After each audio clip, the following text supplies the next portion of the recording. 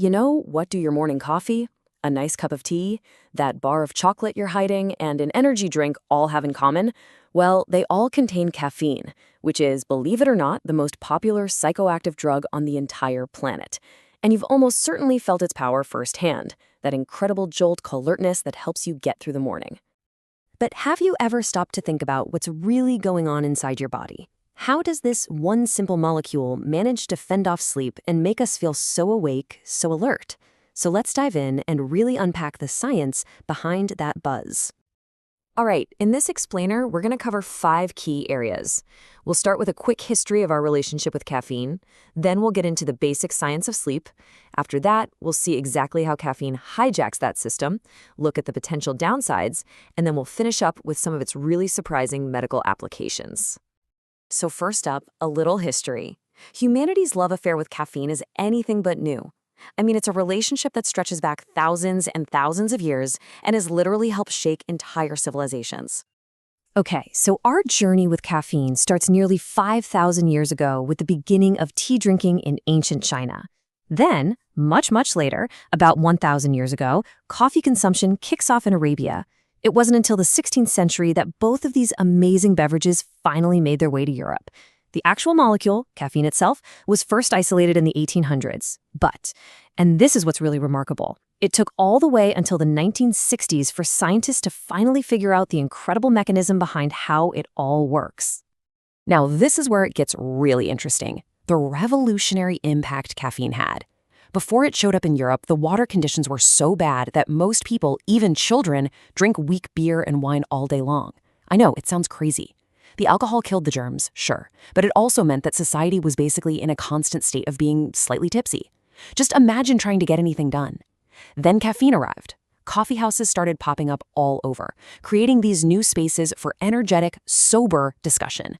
This shift from a kind of tipsy populace to a stimulated one is actually credited with helping to fuel the Enlightenment, advancing science, philosophy, and politics in ways that were just unimaginable before. So, to understand how caffeine keeps us awake, we first have to understand what makes us sleepy in the first place. So let's meet the molecule that acts as our brain's natural, built-in sleep switch. And that molecule is called adenosine. The easiest way to think of it is as an indicator of brain fatigue. All day long, as your brain cells are working hard, thinking, learning, and using up energy, they produce adenosine as a waste product. So the longer you're awake and the harder your brain is working, the more adenosine you've got building up. It's a really beautiful and simple process when you break it down. Your brain cells run on an energy molecule called ATP. You can just think of it as cellular fuel. As they burn through this fuel all day, they leave behind adenosine, kind of like exhaust. And this adenosine doesn't just go away, it steadily builds up. Eventually, when the levels get high enough, it starts docking onto specific receptors on your neurons. And that right there is the switch that triggers the feeling of sleepiness. It's a perfect little feedback loop. Use energy, create a signal, and that signal says, hey, it's time to rest. And this is just brilliant. It shows the two-pronged attack adenosine uses to make you tired. So when it binds to what are called A1 receptors, it actually slows down the neurons that are trying to keep you awake. But at the same time, it binds to A2A receptors, which ramps up the activity of the neurons that promote sleep. So you get two things happening at once. The stay-awake signal gets quieter, while the go-to-sleep signal gets louder. It's this 1-2 punch that gently nudges you into slumber. Okay, so we've got our natural sleep system down. Now for the main event. How does caffeine pull off its incredible brain hack? Well, it all comes down to it being a master of disguise, a real molecular imposter. Here it is, caffeine's secret weapon.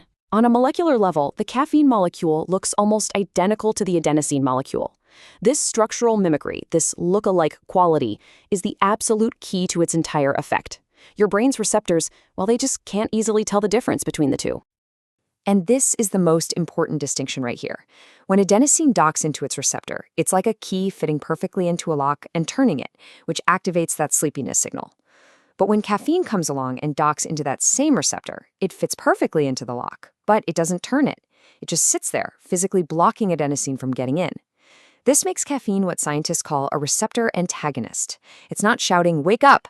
It's just putting its fingers in your brain's ears so it can't hear that go-to-sleep message. This blocking effect, it typically lasts for about 2 to 4 hours. It really depends on your personal genetics and just how fast your body metabolizes the caffeine. But here's the catch. While caffeine is busy blocking all those receptors, that sleepy adenosine is still building up in the background, waiting.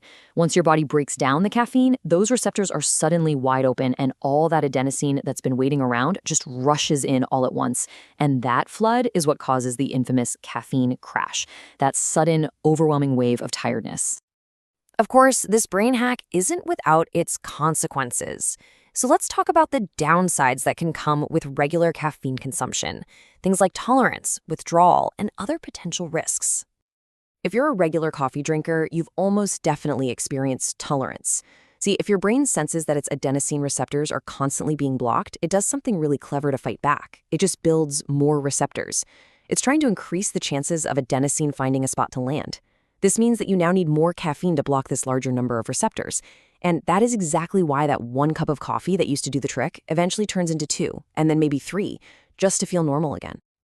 So what happens when a regular user suddenly quits? Well, now your brain has all these extra landing spots for adenosine, which makes it hypersensitive. The normal amount of adenosine now feels totally overwhelming, and that causes those classic withdrawal symptoms you see here. The intense fatigue, the brain fog, the irritability, and of course that dreaded caffeine headache. It's basically the brain's sleep signal getting turned up to 11. Now, this cycle does create a mild physical dependence. Your body definitely gets used to operating with caffeine in its system. However, and this is very important to note, this is not classified as a severe addiction in the same way as other, more dangerous stimulants. While the withdrawal can be uncomfortable, caffeine dependence doesn't carry the severe, life-altering consequences that are associated with hard drug addiction. And while we're on the topic of safety, it is incredibly difficult to have a lethal overdose. For an average adult, the lethal dose is estimated to be around 10 grams of caffeine. To put that into perspective for you, that's the equivalent of drinking about 100 cups of coffee, one right after the other. Pretty hard to do. But there are 2 very important cautions we need to talk about. First, children should really avoid caffeine as we still don't fully understand its effects on a developing brain. And second, and this is probably the most important takeaway of this whole thing, caffeine is not a substitute for sleep. Think of it like a loan for energy. Sleep is absolutely essential for your brain to repair itself, clean out waste, and consolidate memories. Caffeine just puts off the due date for that rest. It never, ever cancels the debt. All right, to finish up, let's look beyond the buzz. Because caffeine is increasingly being recognized for some truly surprising and beneficial medical uses. It's a lot more than just a simple stimulant. For a long time now, we've known it acts as a booster for common painkillers like acetaminophen and aspirin. That's exactly why it's a key ingredient in so many migraine medications. But the really exciting frontier right now is in brain health. Emerging research is suggesting a strong link between moderate, regular caffeine intake and a reduced risk of developing neurodegenerative diseases like Alzheimer's and Parkinson's. Now, scientists are still working to pinpoint the exact reason why, but the protective association is incredibly promising. And this really brings our whole story full circle, doesn't it? Caffeine isn't just a morning pick-me-up. It's a substance that has played a monumental role in shaping human history and our productivity. And now, it appears it might hold some of the keys to treating our most challenging medical conditions in the future.